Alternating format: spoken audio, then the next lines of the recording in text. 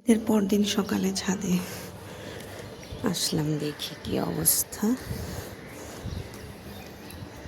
Tomato গাছ, এই tomato ধরবে নাকি দেখা যাক।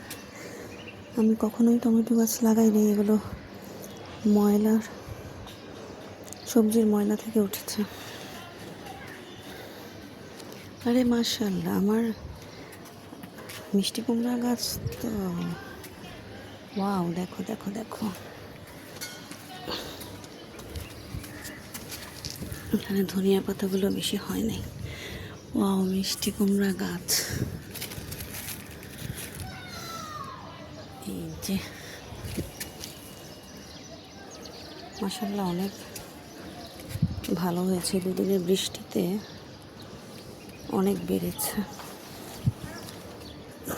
এখানে সব মাটি ভেজা, এই যে এখানে শুধুই সবজির ময়লা জমানো আর লেয়ারে লেয়ারে মাটি দেওয়া। এখানেও কচু গাছ উঠে গিয়েছে।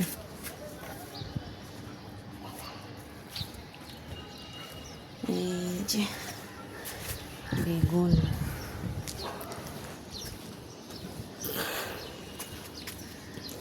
নিজের গাছ দেখতে ভালোই লাগে।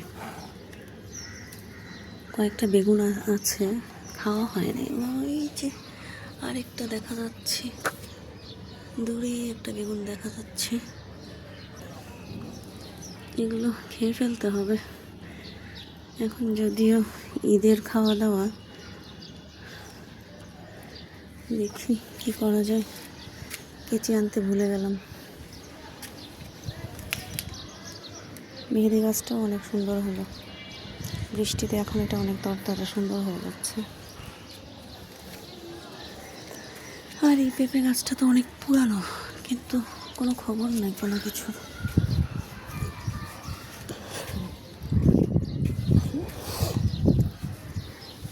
এটাই প্রথম টমেটো গাছ আমি বড় করলাম, মানে বড় হলো আর কি। এটাতে আমি কিছুই করি নাই, নিজে থেকে হয়েছে।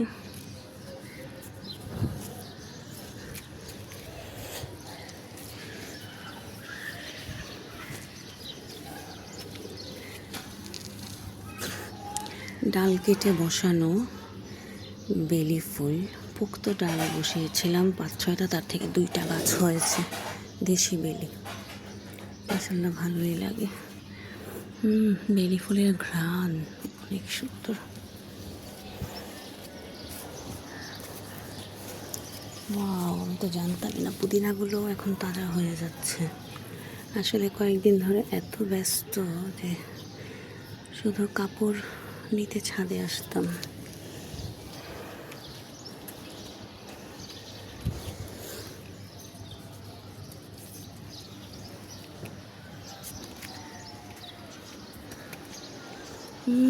মাই গড, ঘ্রাণে তো আমি পাগল হয়ে যাচ্ছি। কামিনী ফুলের ঘ্রাণ, মাশাআল্লাহ মাশাআল্লাহ।